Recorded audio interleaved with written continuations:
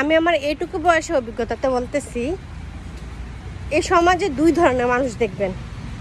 কিছু মানুষ আছে প্রকাশ্যে বলে ফেলে যে কোনো কথাবার্তা, আর কিছু মানুষ আছে মনে করেন কথাটা ভিতরে রাখে, চুপচাপ গম্ভীর মানুষ।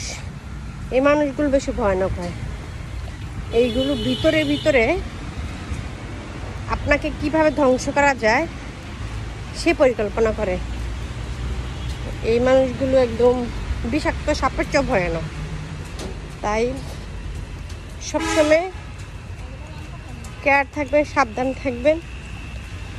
ওই মানুষগুলো থেকে যত পারেন দূরে থাকবেন, হয়তোবা তাদেরকে এড়াইয়া চলবেন। একদম সত্যি কথা, একটা সুন্দর একটা পরামর্শ দিচ্ছি। এই পরামর্শটা যেদিন থেকে আমার মধ্যে মানে বুঝটা নিচ্ছি নিজে, সেদিন থেকে একটু হলেও আমার লাইফে উপকার হয়েছে। আপনাদের উপকার হবে।